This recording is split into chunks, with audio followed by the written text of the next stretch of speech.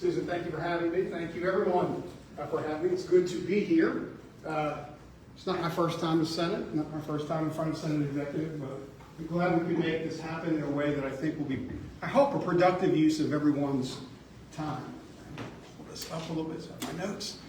This is a weird room. Whoever built it either wants you to stand over there or stand back here, and it doesn't work for actually a presentation. So, well, thank you.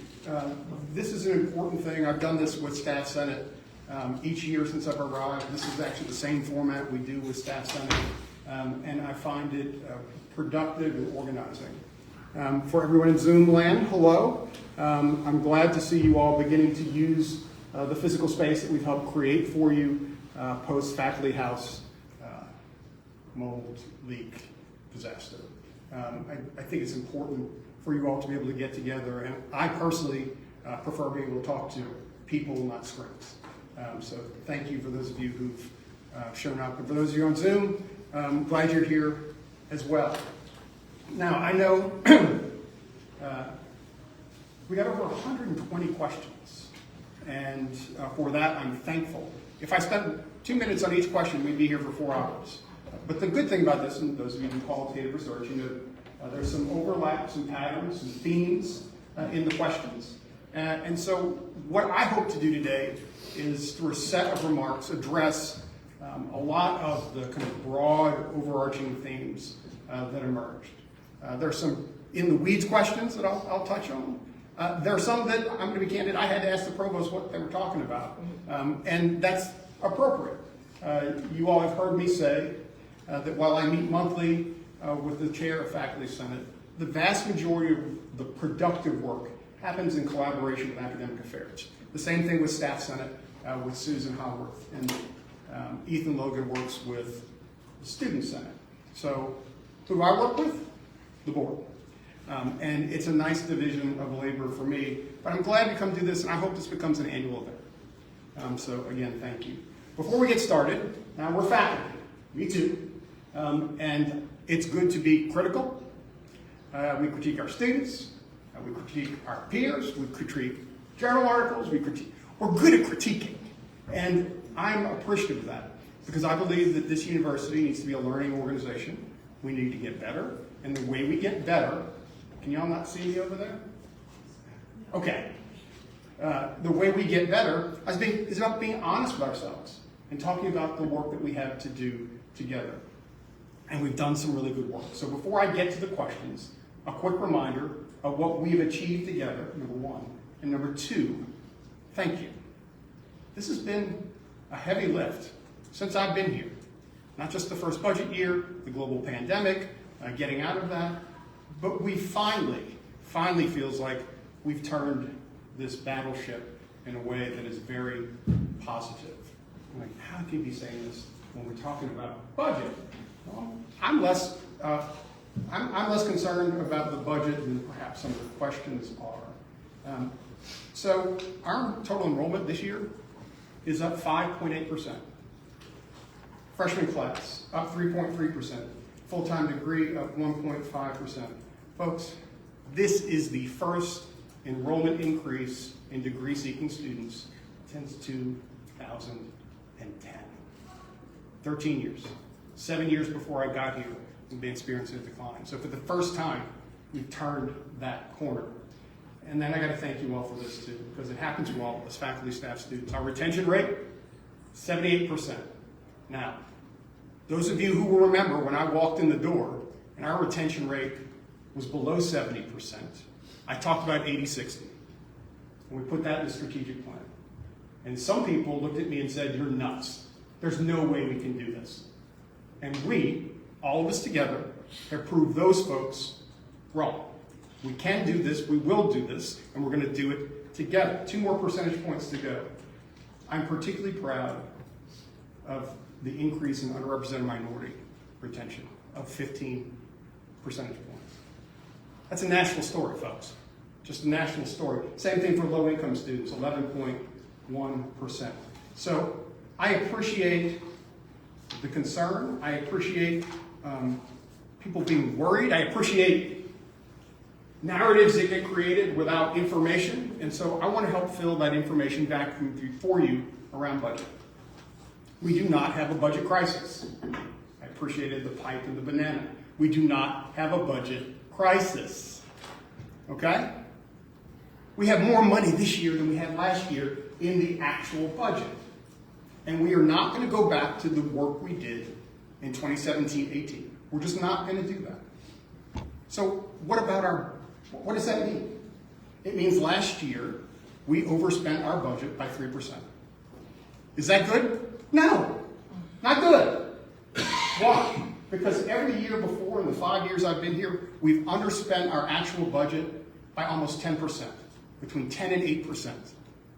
What does that mean? It means we've been conservative, we've been disciplined, and we've managed to create flexibility for ourselves so that when we did have the first full year of the budget model, and we learned a lot of things, and I'm going to talk about what we learned this year, we have the ability to navigate through, right?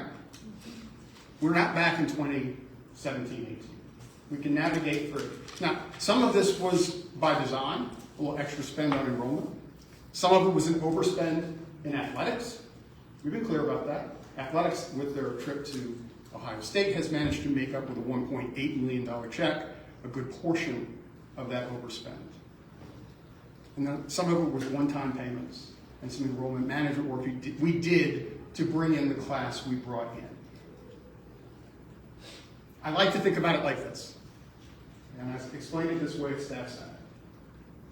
If you make $60,000 a year, and this is how I can understand it, that's $5,000 a month, and you have a $10,000 savings account, and because of inflation, because of a choice to make a purchase, you spend 3% over your salary. $5,150 a month for 10 months. 10 months because I can do the math in my head. Are you bankrupt? No. Your savings account is $8,500. Did you get a pay cut? No. You just overspent. You then have a choice to make. You can do it again, and then the kick in the can, right? And so then your savings account goes down to $7,000. Folks, that's the way we used to work. We don't work that way anymore. So what are we going to do? We're going to go back to the spend we had before, which is about a 90% spend of actual. There is no cut. It's just being disciplined. It's just being disciplined. Last year, when we spent 3% over, did it feel like we were spending extravagantly? No. And I will tell you, it will not feel austere with a 3% reduction. An average faculty member, an average staff member should not feel anything at all related to that spend, but it's going to allow us to ensure we have the flexibility and the ability to work forward. Now, there was a great question built into some budget questions, but there's a perverse incentive built in, right? So if I overspend, what happens to me? Well, this year we worked with you, dear budget managers and folks who have budget authority. Next year, it comes off the top of next year's budget. Why? Because that's the way good organizations and mature organizations work. We're managing through this like a mature university. Now, I know some folks don't like the budget model. That's okay. That's okay. I'm going to talk about why I do like the budget model. We managed to return $18 million of carry forward to academic units, even in the midst of this. So there's not a budget crisis. We're not in dire circumstances. What we have to do is be mature, prudent, and get to where we need to be. Now, budget was one big area. As you can imagine, so was faculty compensation.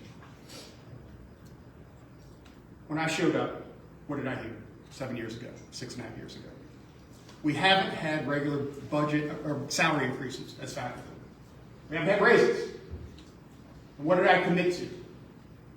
Regular raises. Have we had those? I don't know if Julie Shadone is online, but I remember there she is. Hey, Julie. I remember a conversation Julie and I had This was when the BEC was first formed. She came to the office. She's like, "Where's the raise?" Right, Julie? Remember this conversation? I'm going to put you on the spot. I said, "Well, you're part of the BEC." She's like, "Yeah, but we didn't get..." Like, go argue for a raise. I will back you up because that's what I said we were going to do. She said the same thing to the Stats Senate chair. Told Susan, help them get there. And so we work through and are committed to regular 2% raises every year, every year, every year. This will be the third year. We're going to do fourth year next year. I'm going to tell you, I know that's not enough. It just isn't. It isn't enough, especially when you're talking about inflation and the inflationary pressures that all of us are feeling. When you go to the grocery store and it costs $5 to buy a carton of eggs, and your grocery bill went from $100 to $200 a month, or a week, or depending on the size of your family, I know what it feels like. But I want to talk a little bit about go back to budget and how our budget is built. So we have tuition, we have performance funding, and we have base funding. That's really the E&G budget. We've been constrained, and this is not just a WKU issue. Look, I talk about this with my colleagues across the nation every time we get together. We're constrained on tuition by CPE. Good. Part of this is a reaction to what we did as an organization in the early aughts with tuition increases that were over 5%. So CPE has said you are not going to grow your budget on the backs of students and their families. So we've had on average an under 2% tuition increase since I've been here. And I will tell you, it looks like that forever. That's what the CPE board is going to limit us to. Since I've been here, we have not had $1 from the state legislature appropriated to base funding. It's all gone into performance funding, which is variable. Now, I will thank the legislature for this. We got asset preservation. We had funding for a new college of business building. We had money that went to performance funding. But if you don't get a base increase and you can't increase tuition more than 1.5% to 2%, from where are you going to get the dollars for compensation adjustment? For every 1% in tuition, it's $1 million in additional funding for salaries. So 2% salary increase, 2% tuition increase, and it's gone. Now, for those of you who've been on the BEC for a while, you understand this math better than the average ordinary bear, right? You've seen it multiple rotations, and it's important to understand the constraints. But I'm not here to say it's okay, because it's not. So what am I going to do? Right? You're looking at me. I'm the one who goes and works with the legislature, right? And we can talk about legislative things separate from that a little bit later. We've been working, the presidents together with CPE, to have a proposal. Jennifer Smith and I have been meeting individually with legislators across our region, across the Commonwealth. And they get it because they're experiencing the same inflation. They know that the legislature provided increases for K-12 and for state employees. And they know we've not gotten that same increase. So I don't promise anything from the legislature. I don't place bets on the legislature. But I'll tell you, it's been well received, a proposal to have some percentage increase to our base funding, done in such a way that will give us some real salary flexibility. Here's my hope. That when we're putting budgets together at the end of the spring semester, we have a 6% pool or a 5% pool. Heck, even a 4% pool is better than a 2% pool. 2%, and I want to thank the BEC for the recommendation to do 1% across the board and 1% by unit, by budget manager, by area. Why? And some of you who didn't like my notion of merit pay when I first walked in the door, Rob Hale explained to me why we couldn't, why we couldn't possibly do merit pay because we hadn't had enough raises. But when you do continual across the board raises, it creates the inversion and compression challenges that we face today. Now, it took us 15 years to get to this place. We're not going to work our way out of it in 4 or 5 years. But we've made progress. And you think about if we're able to get to a place where you've got a 2% across the board and then some 0 to 8% adjustment based upon what it is a leader in that area wanted to do to address compression or inversion at least, to address merit. That's where I hope we get. Can I promise you we're going to get there? I cannot. Can I promise you that I'm going to bust my hump every day during the session and beforehand to get there? Yes, I will. And I am cautiously optimistic that we can. Folks, that's the only way we can do this. Except for the third area, and that's recruitment and admissions. And so I'm thankful for all the work that you've done, for faculty who've shown up and had conversations with students and their families. And I'm going to dive a little bit into this because I do think it's important for us to be clear with each other about the work that we've done, but the work that is to come in this area. So I don't expect faculty to go be admissions counselors. It's not good use of your time. You may not even know, I'm sharing with you today, what our message box looks like as an institution. What's our differentiator? All you need to do to sell families and students, and we've gotten so much better at this with our new kind of recruitment strategy, is talk about what you do every day in the classroom, with your research, and some of the service that you do. But really, it's teaching and research and the advising you do with young people or not so young people who are here. We're going to bring folks to the table. You, just by being who you are, will seal that deal. We've seen, obviously, great success with that. There's concern around, look at what UK is doing. Look what local's doing. Are you worried about the demographic cliff? Yes. I was worried about the demographic cliff 6 years ago when we made a new scholarship model, did lots of interventions that are going to help the future students that we have, and we have to address. If you look at our overlap group, 3 years ago we overlapped with UK 250 students, meaning 250 applied here and went there. Is that good? I hate to lose anybody. That's not bad. 2.something percent, 2.5%. That's gone up a little bit. They went test optional. It's now 288 students. Louisville went the opposite direction. We now beat Louisville. It was 150 students who went there. We're now down to 112 who go there and don't come here. Other entrants into our marketplace to be concerned about, the University of Tennessee, at less than 2%. But here's the real challenge we face as a Commonwealth. We had 3,000 students who applied here and didn't go anywhere to college. No community college, no four-year college. And we have to convince these young people, their families, and this is a societal issue. If you look at any survey on higher education, confidence in us as an industry is plunging. We're down to 38%. We're going to be where Congress is if we don't do something soon. Right? And that is not a place any of us want to be. Now, how do we do that?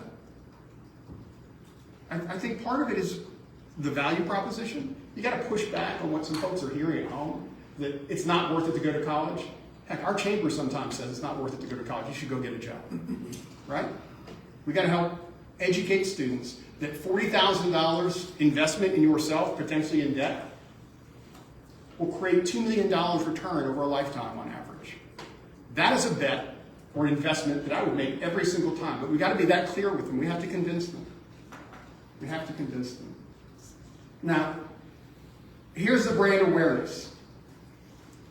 And this should resonate with you because it's just an amplification of who you are, who we are, what I heard when I first walked in the door, when I started talking about student-centered applied research university.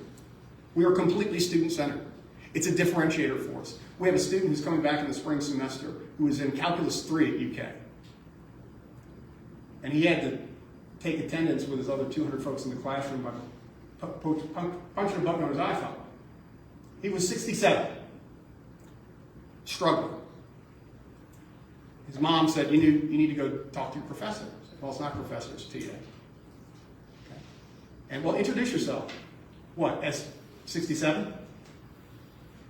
We promise our families that you will know their names, where students are from, but more importantly, what their aspirations are, that you will walk alongside them and get them to graduation. Some of them you will challenge mightily, others you will support when they're challenged. But we're going to do that for every single one of our students, and you do. So that's point one.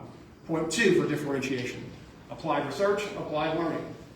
This is coming right out of the questions. People wanted to hear the differentiation. Here it is. We don't do what an R1 institution does. We do better. Because our work isn't just what you learn in the classroom, it's how do you apply it.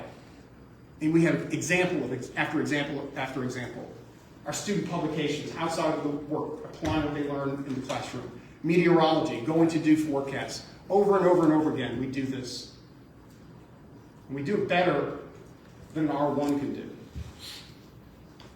Total college experience. Now I know the question will come, because we're having a concert next week, and we had Robert Ballard come a couple weeks ago. The question comes every time we do a concert. We had DJ Diesel last year. We had Cage Yellow. So I'm sure the question, if it hasn't come, it's coming. How can you hire DJ Diesel for $150,000? Why don't you use that to hire 2 faculty members? Well, number one, because the out-of-class experience here is just as important as the in-class experience. It's a total college experience. Some of that is academic in nature, but some of it is not. And I don't want to be at a place, and none of us want to be at a place where you can't do big things. Robert Ballard was amazing, and it cost about $50,000. Was that worth it for our students to spend time with him? Absolutely. And they were one-time dollars. Here's the budget lesson again, for those who don't remember this. You can't hire 2 faculty members with that $150,000 because it's one-time dollars. When you spend it, it's gone. And the next year, you still have the faculty members that you hired, but you don't have the money. We will not, as an institution, will not spend one-time dollars on recurring costs. That's how you create a hole in a budget disaster. So total college experience, everything else that we do, and then remarkable quality, the quality of our students, the 16 Gilmans, all the Hearst Award winners, our championship cheer team, right? And look, I'm not going to go to the old trope about we're taking money from academics to fund athletics. Over and over and over again, you hear that. I've heard it at every institution. We do athletics. We do Division I athletics. We do FBS football. And this place is better for having that. It would not be the same place without it. It's expensive? Yeah. The decision we made? Yeah. We're not going to stop? Okay. Back to compensation, because this is something that Regent Spiller pointed out to me last night. He said, faculty are upset. They've done all this work. You've done this ramp budget model, and they look at the number of folks who've had salary adjustments. Look, I know there's an article on Wednesday about 5 executives that had either reappointments or some sort of increase in their salary for retention or reappointment. And you looked at the big number, right? But the percentage was 4%, 7%, 10%, 17%. Last year and the year before, we made almost 20 retention offers for faculty at this university. And the percentage offer ranged from 4% to 17%. We do the exact same retention offers for average faculty who have other opportunities that we want to retain here. So I appreciate the size of the number, but the percentage is the same. But I want to address this because, Shane, you added the numbers up in a pretty square way, and they're jolting. 560 or so of our staff were able to get market adjustments. out of 1,500 staff over the past 3 years. Is that close? Do you know how they did that? They did it by reorganizing, changing job responsibilities, changing the scope of work, thinking differently about what they do. And what I don't want us to do as faculty is say, that's not good, because it is good. We actually managed to take care of them. And I'll remind folks of the 182 people that we had to let go in the spring of 18, the vast majority of them were staff. And they're staff because faculty have protections. You have tenure, many of you, right? And the other thing that's hard about this, and I'm going to look at the provost and say, we've got to work on it. He and I have already had one exchange about it today. I can change a staff member's job responsibility. I can't make an assistant professor just an associate professor. There's a process for that. I can't make an assistant professor not have to do teaching, research, and service. That's what the job is. That's what the job is. So we're going to have to figure out the compensation, hopefully through the legislature. But I want to get to the research question, right, which is also attached to compensation. And then I'm going to fly through some, and then we're going to take some questions.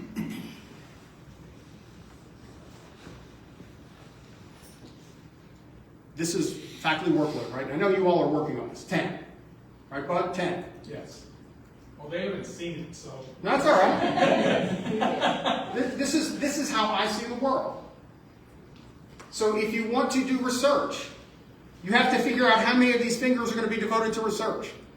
If you don't want to do research, you don't have to. If you don't want to teach, that's also not an option here. Sorry. But you have to teach 10, 5, no.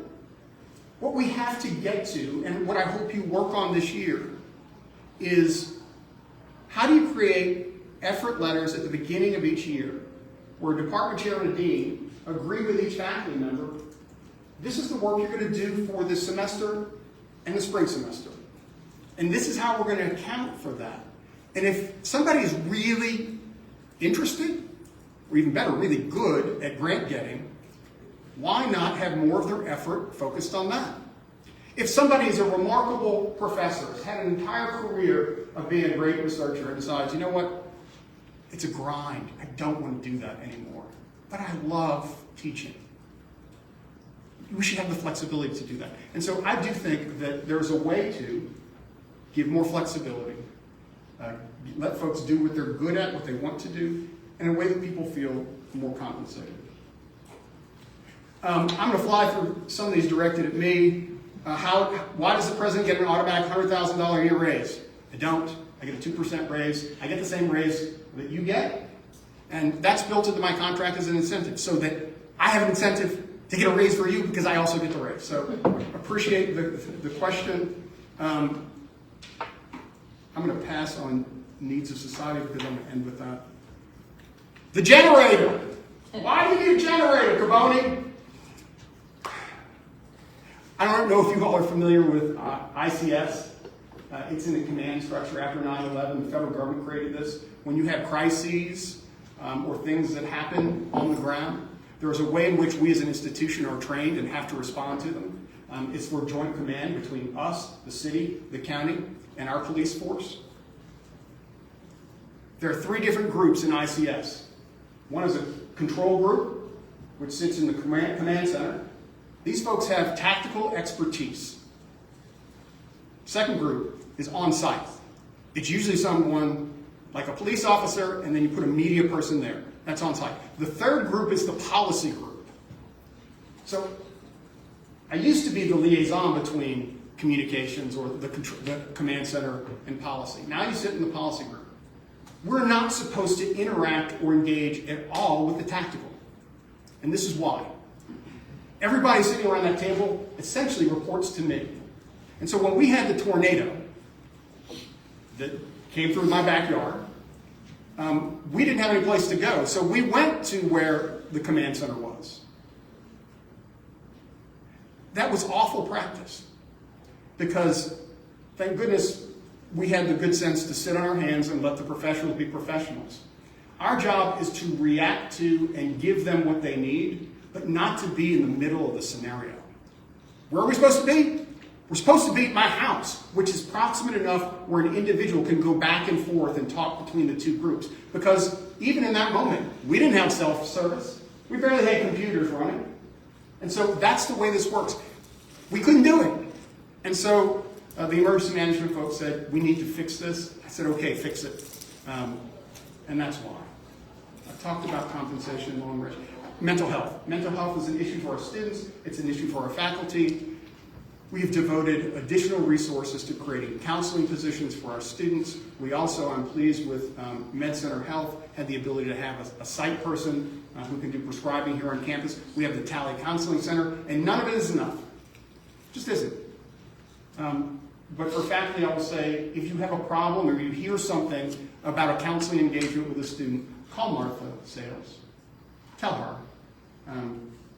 I don't want our students to struggle because you don't think, or we don't think our counselors are doing enough for our students.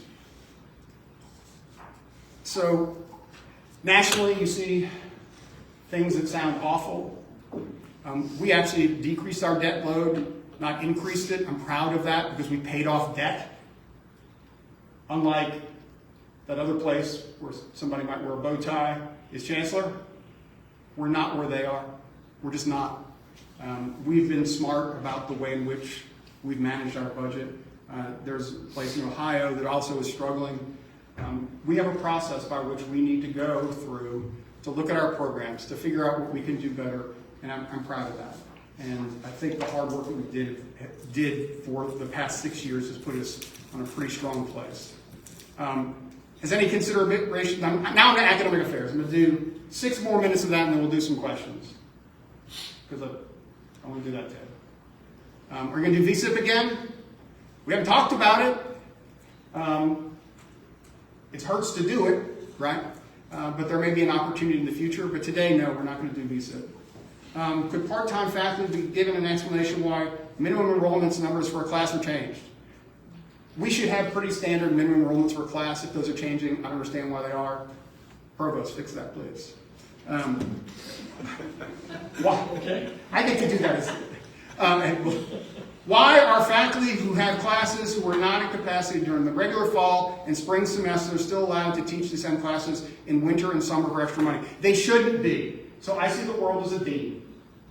I spent a lot of time as an associate dean with academic affairs responsibilities with 19 graduate programs. That's poor deaning and that's poor department chairing. If your classes aren't making, you shouldn't be getting extra in winter and summer. And so we'll have that conversation with our deans. Right, Bud? Yeah. Okay. Why are some faculty still fully remote? I'm going to turn around and look at folks who are on Zoom. I appreciate you want flexibility, and I want you all to have flexibility. Thank you for being here in person. Unless you teach entirely remotely, you need to be present on campus. I said this 1.5 years ago at Convocation. Do you have to be here 60 hours a week in person? No, you're faculty. But we choose this profession because we build intellectual communities. The thing I miss about being a faculty member, it's not grading, right?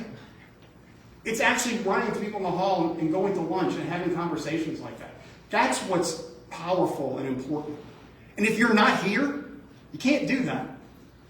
There are some students who actually want to be advised in person. Now, I did have this conversation with Tony Szymanski. Apparently there's some who don't ever want to meet you in person. They want to see you. So, okay, well, I'm an old person. We can do it the new way too. But we need to be present. And so to department chairs and deans, if you have faculty that haven't shown up since the pandemic and they don't have a reason to not be here, meaning something for some accommodation or they teach completely online, do your job.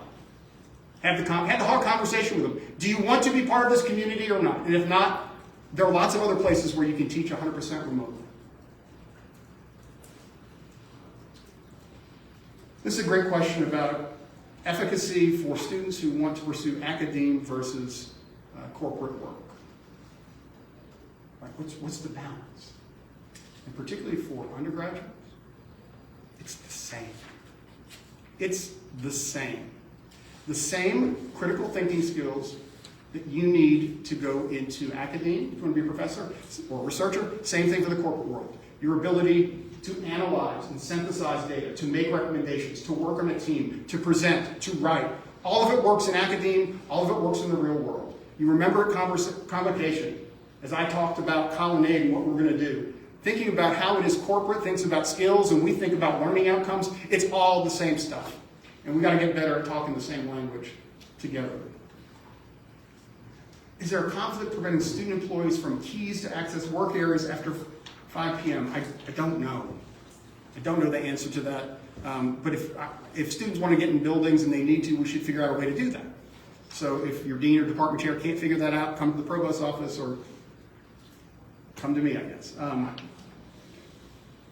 Colonnade, I know the work has begun on that. I'm not going to prejudge any of it. Molly and I had a conversation about what I like. She shared with me, Mac, that she's team teaching with you, and I like that idea. I particularly like the idea of folks from different disciplines. The one in my head is someone in leadership theory, leadership studies, IO Psych, and someone in speech and rhetoric. We co-teach a class with 75 people. Why? About leadership and then real leaders who speak leadership. And how do you show in speech and analysis of speech what it is leadership theory tells you about what they're doing. That's fascinating to me. That's a course that I'd get excited to teach, and students would love to take that. We need to figure out how we do that for our broad living learning communities. I want our students who are first years to have our best faculty team teaching in a way that gets both faculty members full course credit, but gets some really exciting, interesting stuff to do. No, nursing and physical therapy are not coming back to the main campus. They're staying there.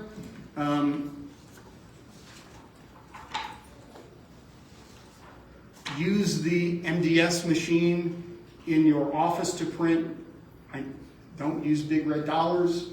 If you're a part-time faculty member, I think we have to have that conversation. Why are we asking part-time faculty members to pay for that out of their pocket? I don't think we are. I didn't think we were. Okay, but if we are, we shouldn't. So let's take a look at that.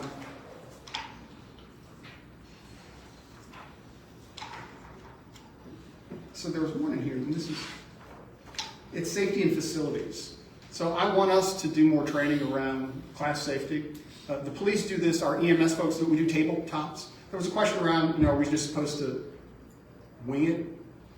It is run, hide, fight, and we can work on that again. But for faculty, as we start next fall, I want us to talk about classroom safety in the unthinkable, just so that we're at least mentally prepared for what happens. Our police training, we do it along with Warren County, Bowling Green, and not just tabletop, in person. And so someone asked about Cherry Hall. It's coming. Fall of 25, we'll start that work, $30 million at least from asset preservation funds from the state. For those of you in Cherry Hall, there'll be a Cherry Hall diaspora down the hill a little bit for a while, but in 2 years, we will do for that building what we did for Helm Library. We cannot not take care of those assets. They're crucially important to who we are as an institution. And then this one, I want to use this as an example of the work that happens that is invisible to you all, to be candid, it's also invisible to me. Why is it we can't have bathroom stalls that lock? It's a good question. Every building I've entered has broken locks. Okay, so if your toilet's running, don't go on social media and post it on the Twitters or Facebook. That's not how it gets fixed. I appreciate you want to share. Facilities has a number. Call them. But this is what the point I actually wanted to make. They have something called the Computerized Maintenance Management System. It only has 3 open issues today related to locks. The last bathroom stall was reported in WAV 3rd floor, reported twice, 8/31 and 9/1. I'm not going to say who reported it. Work was completed on 9/5. A piece had to be manufactured to repair the lock. There have been a total of 8 stall issues reported in Maximo, in addition to the one above. All are complete. In addition to the stall issues, 4 bathroom outer door mechanical issues reported. All are complete. They did a main campus sweep. They found approximately 10, mostly related to athletics facilities. Since the implementation of CMMS, and this is what I want you to know, we're being professionalized and using data to do this work. Since a little over 2 years ago, a total of 187 lock issues have been reported and resolved. Call facilities. it's easy to pick and make fun. These people work really hard. They have a system in place to do this. If it doesn't get done the first time, call again and say, hey, I reported it. I do that because it's easy to say, well, nobody's doing anything. And the reality is a lot of people here are working really hard. I'll close this part with this. We all want the same thing. We all want to come to a place that loves its students and graduates them. We all want to come to a place where we can ask and answer some questions that are good for society. We all want to come to a place where we feel rewarded. That our work is rewarding, which you do, and that you feel well compensated, which you do not. And so we have to do better today. But we all want the same thing. You do, staff do, I do, the administration does, even though there's no monolithic administration. We all want the same thing. We're all working toward the same thing. So I hope that's a little bit of clarity. Of course, I've gone over, but I'll have to take some questions. And thank you for having me again. And so, as I said, there are, apologies, I just wanted some logistical issues. There are cards on table because we, more likely between the folks on Zoom, what we have submitted already, and then what you guys have now, we need to sort of prioritize what we ask. So if you have a question, please write it on the card, and then make sure it gets up to us up here. We've got someone who's sort of monitoring the questions that pop up from Zoom, and I do have a question to start us so that we're not awkwardly waiting for folks to write. And that is, can you share which units are being asked to reduce their spending, how much they're being asked to reduce their spending by, and what percentage of their budget? No, I can't answer that question today. Okay. I would, and Susan can't either, but I'm going to answer it broadly. Every unit is being asked to spend 90% of action. Why? Because that's good, conservative budgeting. I'm not asking anyone to cut their budget. Their budget is their budget.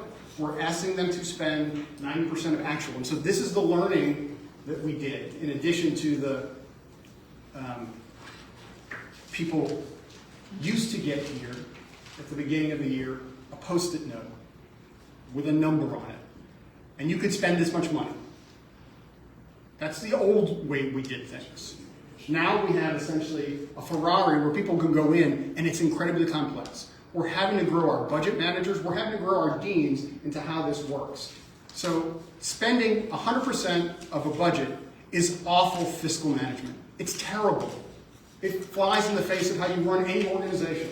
And so all we're asking is that folks are prudent, that deans are prudent, that we say 90% of actual. And let's see what happens in the spring. A lot of times that number even goes up. What does that do for us?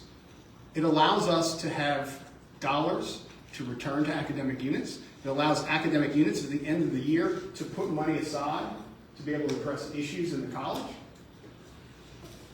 It allows them to potentially reward faculty if they're recurring dollars. We've got to have that conversation, right? So I'm not just talking about saving one-time dollars. If these are recurring dollars that you haven't spent, is there a way to think about how you allocate it differently? And so everyone, including me. Is there another one? All right. Yeah, we've got a couple. Okay. Let me.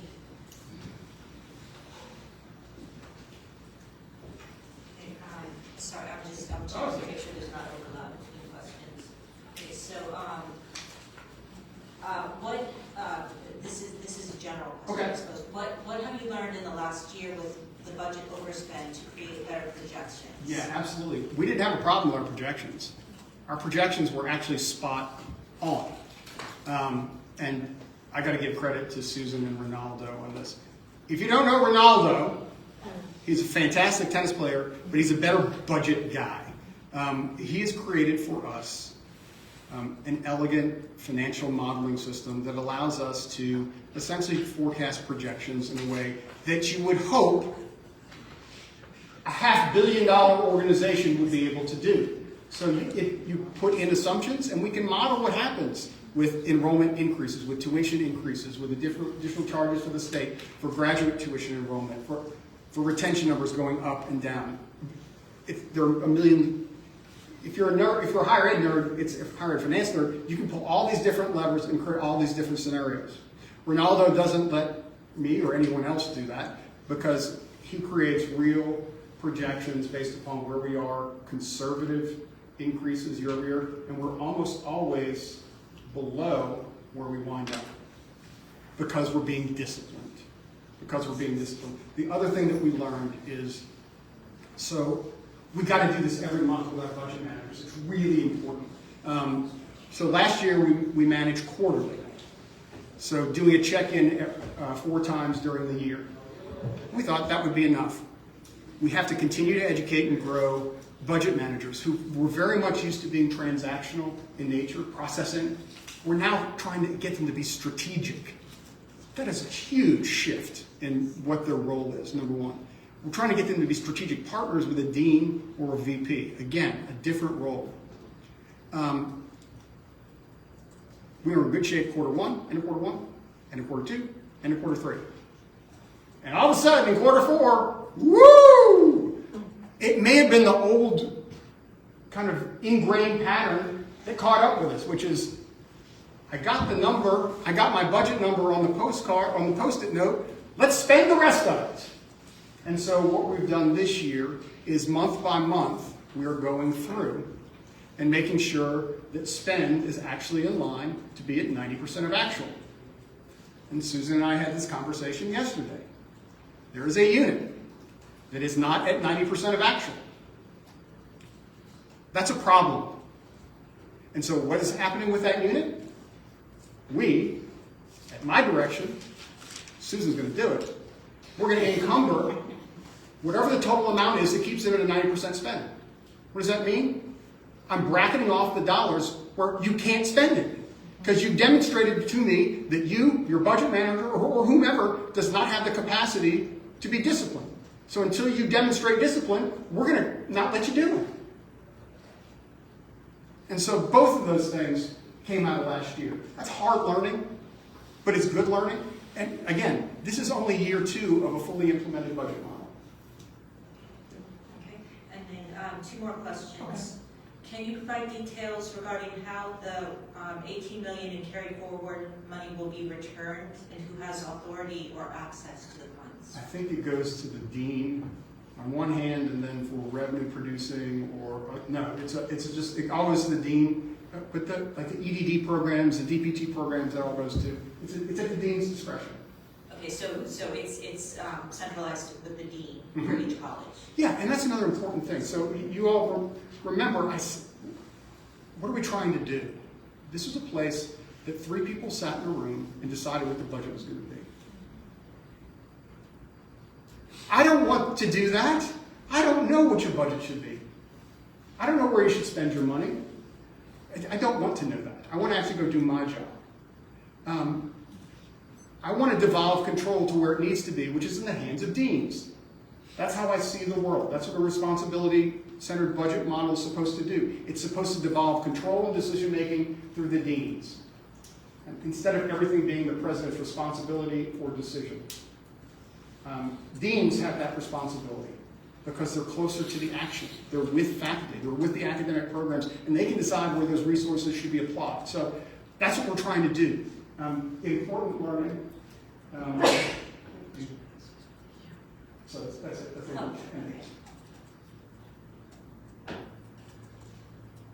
Okay, so these questions are, they run in tandem, so I'm actually going to put the 2 together. Good, because this will be the last one. Yeah, this will be the last question, okay. Yes.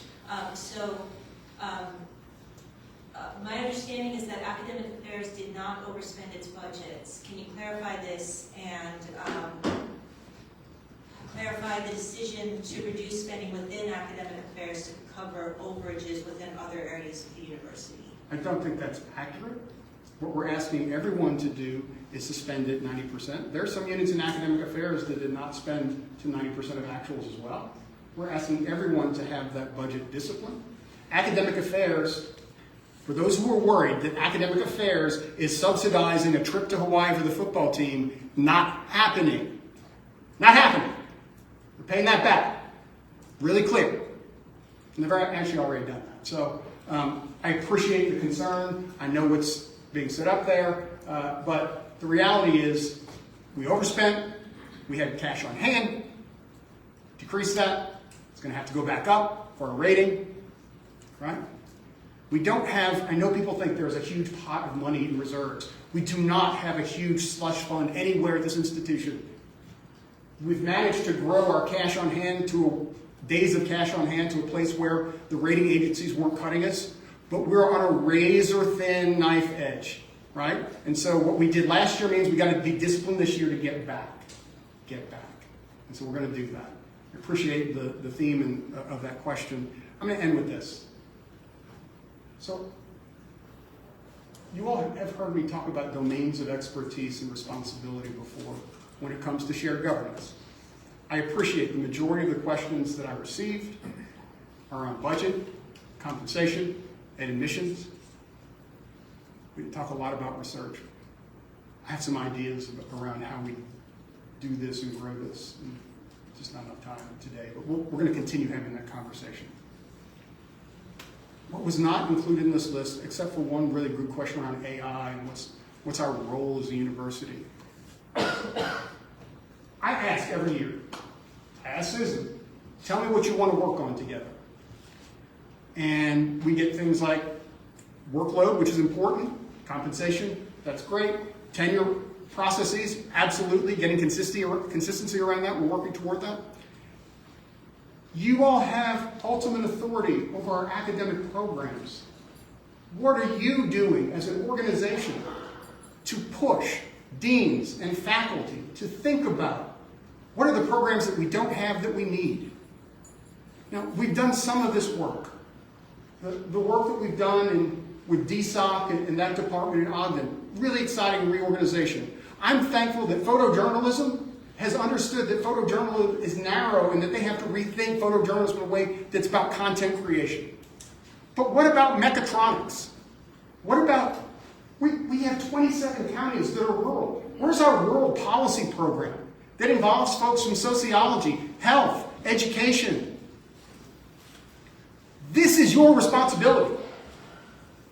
You maintain academic quality and you should push and own it. And so, I appreciate you inviting me here to talk about all of these things over which I know you have limited control but want an understanding. I hope I gave you some tonight. My challenge back to you is this. Push on the academic side. We've pulled every lever at the center that we can. LLCs, new scholarship model, different kind of recruitment, advise and centralize. You can go ISAC. It goes on and on and on and on. The next step, by design, by necessity, must be what are the programs that young people want that prepare them for a life, a career, or whatever comes after this? And that's on you. I can't do that as president. I got lots of great ideas. Where's our AI stuff? That's not my job.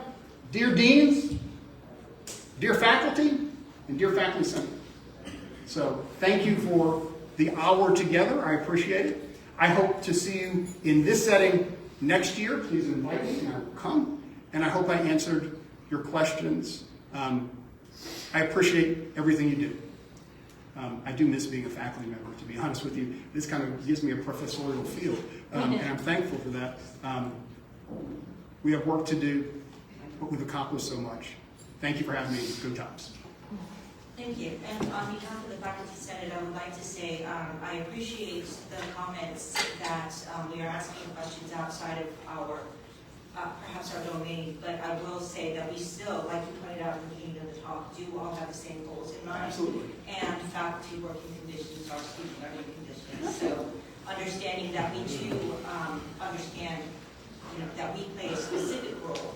Those roles are intertwined with the roles of everyone else. It's a give and take. We should all be informed. I want you to be informed.